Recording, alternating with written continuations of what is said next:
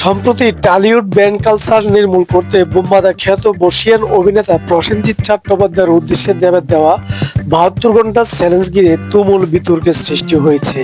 বিশেষ করে অভিনেতা রাহুল অরুণোদয় বন্দ্যোপাধ্যায়ের মৃত্যুর সঠিক বিচারের দাবিতে যখন আর্টিস্ট ফোরাম উত্তাল, ঠিক তখনই দেবের এমন অবস্থান নিয়ে ক্ষোভ প্রকাশ করেছিলেন বোম্বাদা।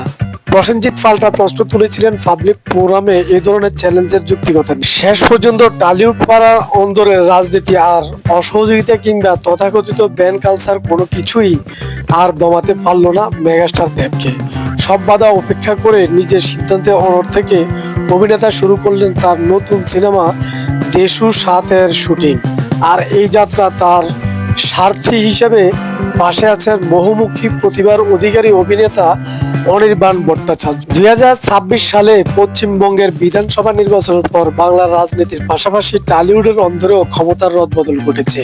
পাপিয়া অধিকারী, রুদ্রনীল ঘোষ, হিরণ চট্টোপাধ্যায় এবং রূপা গঙ্গোপাধ্যায়ের মতো ব্যক্তিত্বরা যখন নতুন দায়িত্বভার গ্রহণ করেছেন, ঠিক তখনই সেই ফালাবদলের আবহে নিজের প্রোডাকশনের কাজ শুরু করলেন দেব। রঘু ডাকাত সিনেমা অনির্বাণের অনবদ্য পারফরমেন্সের পর থেকে দেবের লক্ষ্য ছিল তার পরবর্তী প্রজেক্টে অভিনেতাকে রাখা হবে।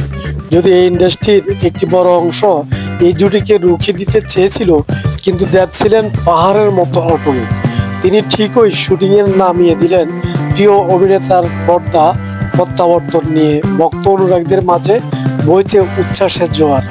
টিম দেশু ৭ নিয়ে শুটিং ফ্লোরে নেমে পড়েছেন দেব। সামাজিক মাধ্যমে অনির্বাণের উপস্থিতি সিলমোহর দিয়ে একটি পোস্ট দিয়েছেন অভিনেতা দেব। সেই পোস্টে অভিনেতা লিখেছেন, শুটিং মোড অন।